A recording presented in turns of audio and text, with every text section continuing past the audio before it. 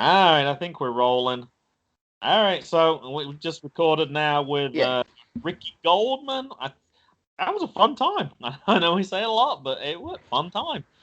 Somebody I've only talked to through Facebook and Twitter DMs, so it's always much better when you can talk to a person in like we're doing right now. You get a much better feel for them. But yeah, and sounds like you might have another podcast to appear, an episode, actually. I'm gonna have a chance to drop into a guest appearance for certain. Yes, I had a couple of chances this week, Graham, to actually pop on those shows, but I turned them down because they would have been.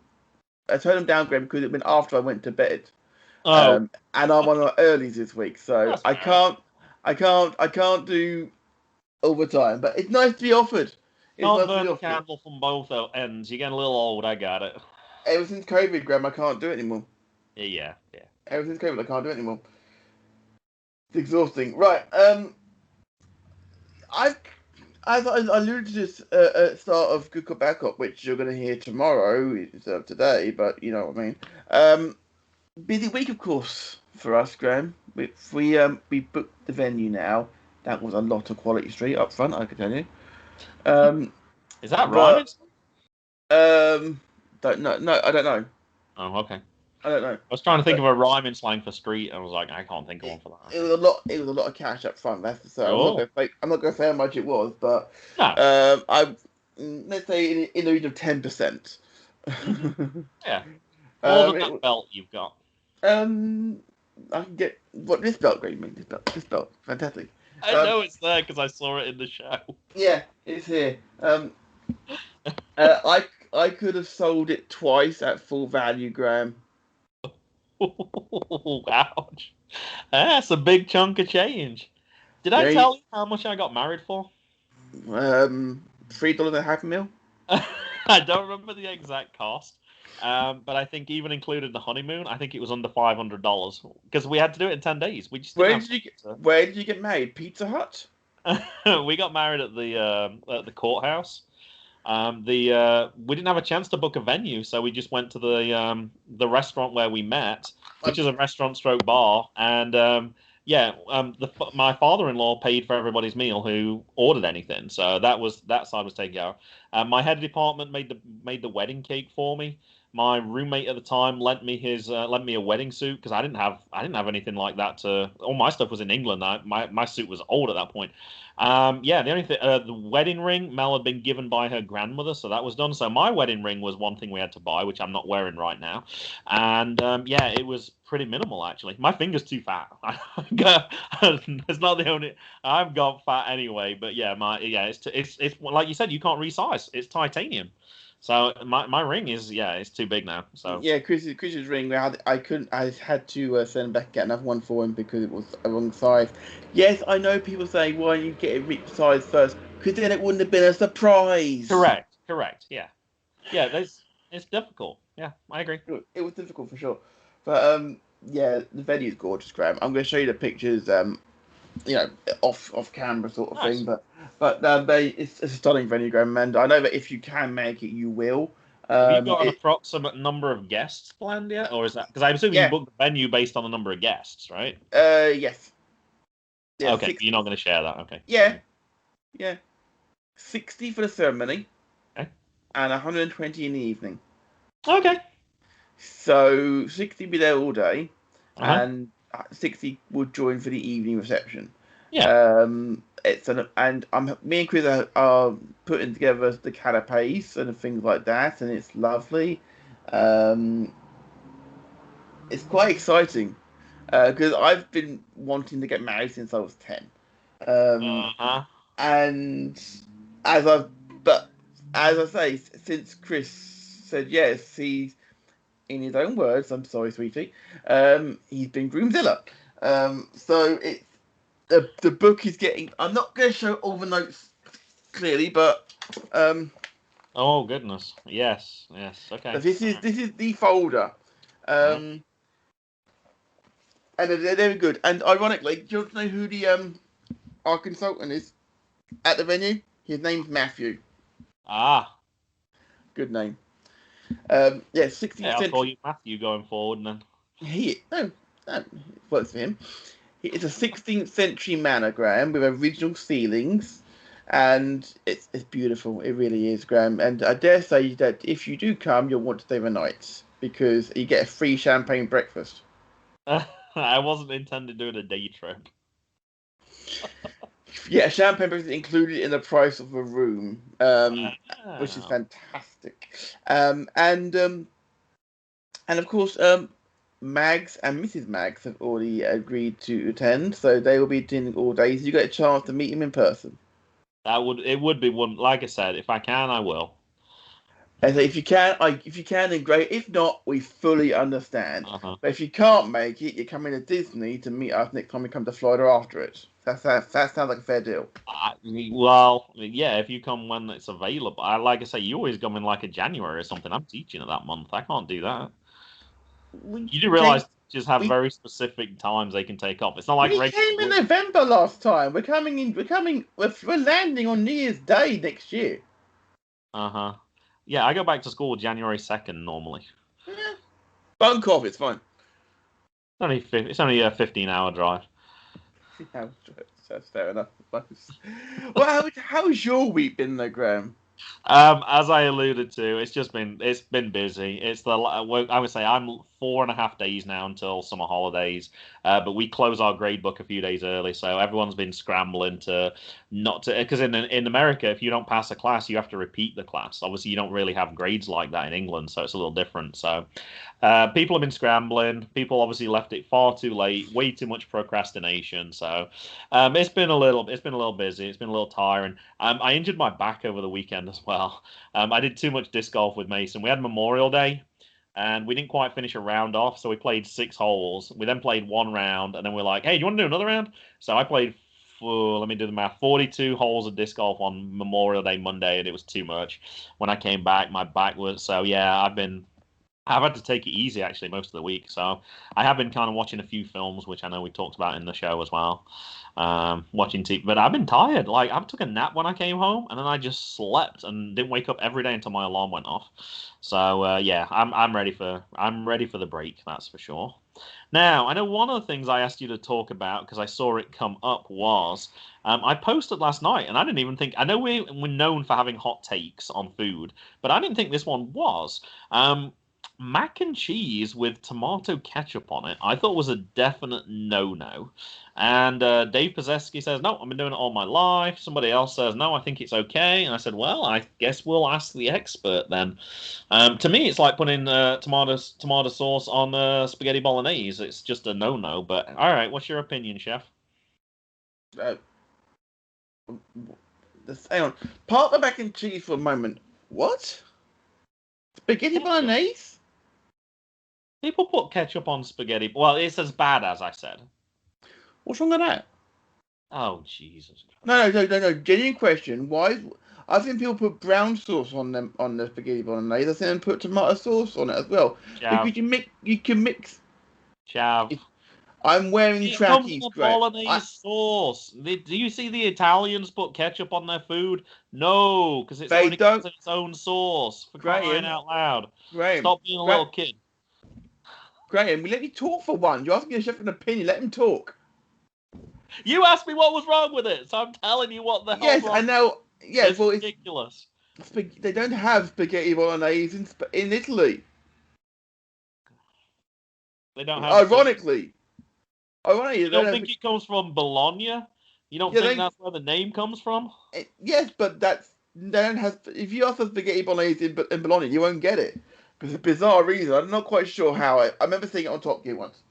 I'm going to talk to you about this, about the mac and cheese with tomato ketchup. You've never had a macaroni provençal, have you? I have no idea. Macaroni provençal is macaroni in a cheese and tomato sauce. Okay.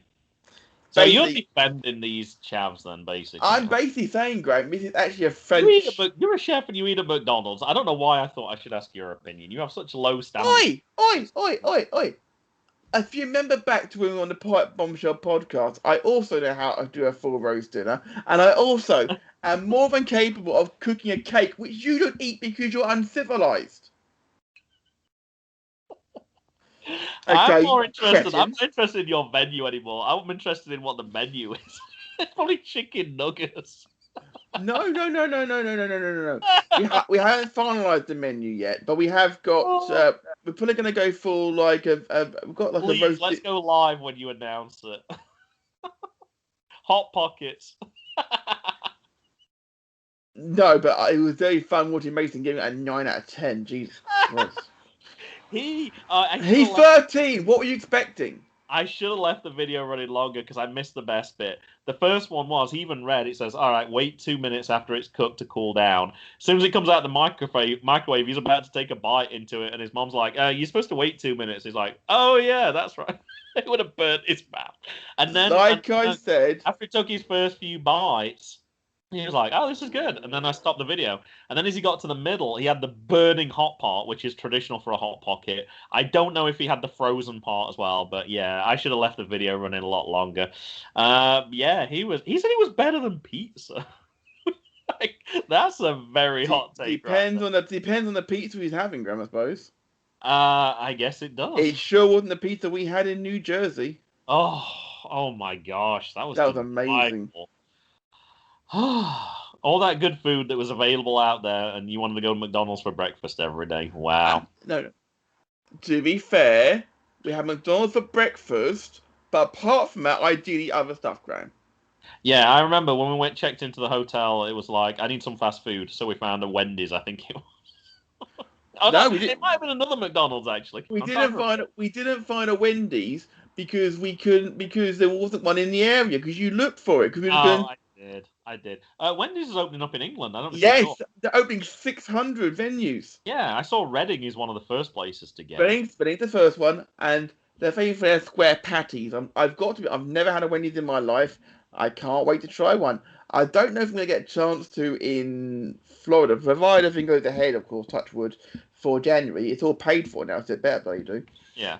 I remember my first Wendy's, I can tell you. When I went to North Carolina, I developed strep throat while I was on the plane, and I was really sick the first few days. I couldn't eat anything, couldn't sleep. I was in so much pain.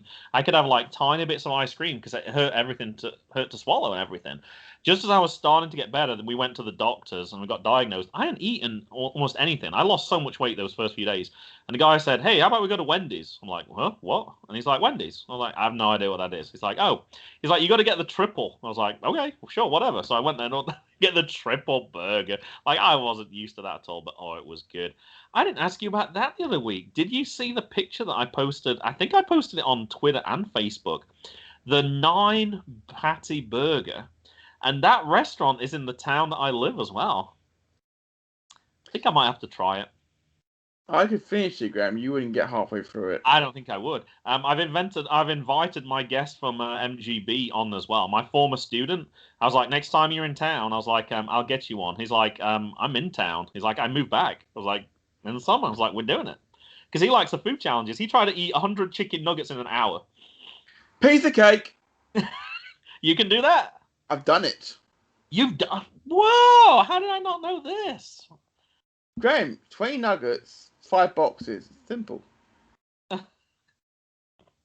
What you got to do, Graham? How many rolls did you go through as well? Huh? It's been a while. I have to admit, it has been a while, Graham. I'm not sure post-COVID I could do it. My eating habits have changed since I've had COVID. I saw you were at the gym this week, so yeah. And since I've had COVID, though, Graham, my tastes have changed slightly. Sure.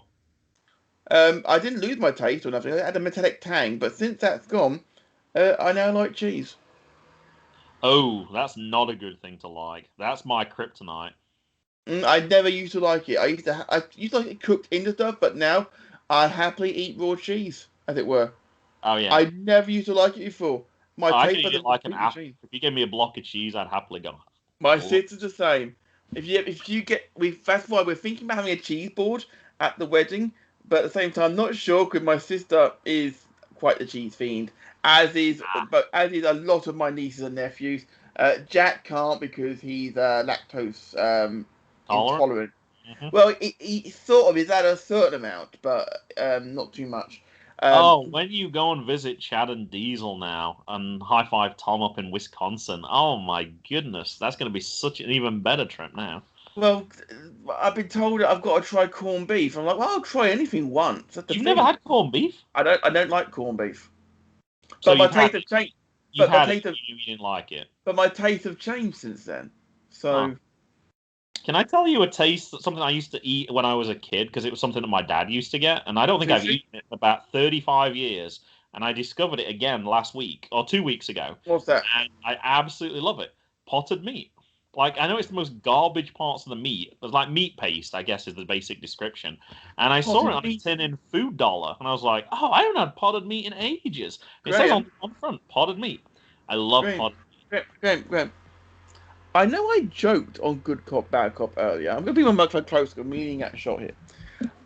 I know I called you old earlier, but how old are you? Potted meat? That hasn't been a thing since the 60s. Yes, it is. I had it when I was growing up, and I said, how old are you? You know how old I am. I'm being deadly serious, Graham. You can't get it here. You can't get it anymore? Like, I haven't seen it in years. That's why I kind of thought, I was like, oh, it's not a thing. It's in all the stores. You just got to look for it. Well, it's in a tin now. Like, we used to get it from the butchers, and they put it in like a little pot, and then you put the lid on top. And I used to love it as a kid with like onion or something like that. Love it. It's called pate. I found a taste from my childhood that I love. Pate, Graham, would be your sandwich spread. Pate would be the expensive version, yeah. I don't think that has mechanically separated chicken and mechanically separated beef. I'd rather think it is now, Graham, to be brutally honest. Pate is much better quality, I think, than beef taste. As we're talking about food taste, Graham, shall we address the elephant in the room, or the mustard on the watermelon, as it were? You better, because I have no idea what you're talking about. The mustard on the watermelon. Oh! Yes, sure. We're gonna start with this one. I sort of get like the saltiness with the sweet. I sort of get the saltiness you get from a mustard on it. They do put salt on their watermelon in America. Yeah, I've heard that, and Donna said the same thing. And that works, but then you put salt on it. You don't put mustard on it. You put mustard on a nice joint of ham. You smother it in mustard and you put it in the oven. That's what you do. You do it with beef. You don't do it with watermelon.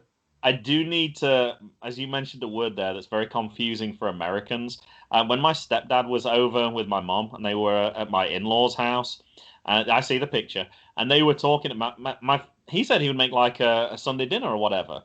So they're like, well, what do you need? He's like, well, I need to go to the store. It's like, I need to get a joint. And they were like, a what? They didn't they were very confused when they heard joint. Yes, a piece of meat in England would be referred to as a joint, but obviously that has a very different connotation over here. Did you like how I worded that post, though, Matt? Who the hell puts mustard on watermelon? I can't wait to taste it. Or basically, I have to try it now. I have to try it. I can't imagine what it would taste like. It just sounds so... Like most things you can imagine. Like I can imagine what ketchup on the mac and cheese tastes like. It's ridiculous. There's no reason for it. But I can't imagine mustard on watermelon. I just can't put those two tastes together. Right. But again, we're going to park this for a second. Okay, I'm going to go back one, Graham. The ketchup on the mac and cheese is fine.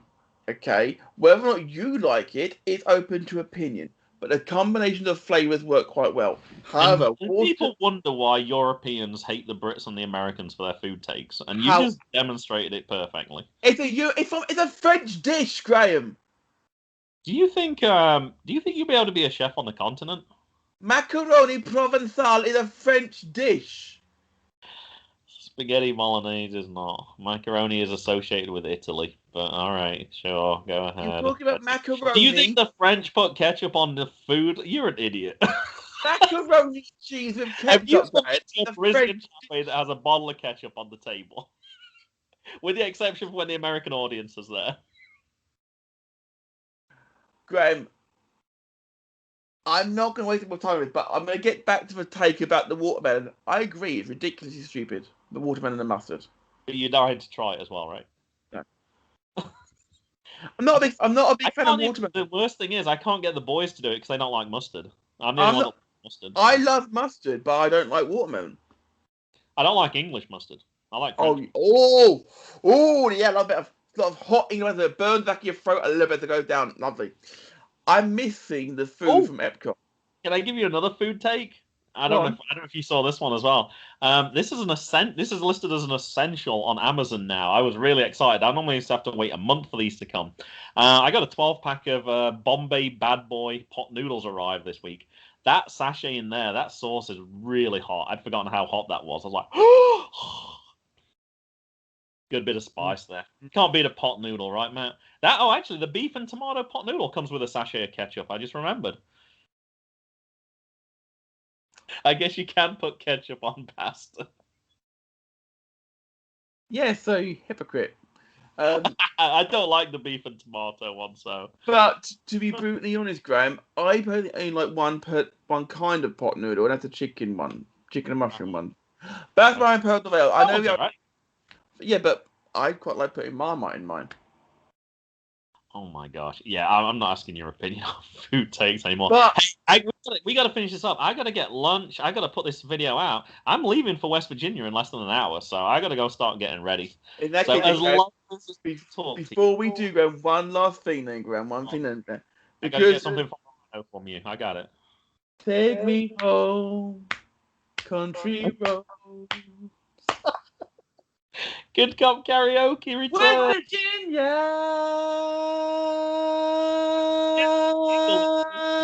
Not me though. We're back next week, guys. We're out of here. Bye. Next week's guest is I have no idea. Is it your brother?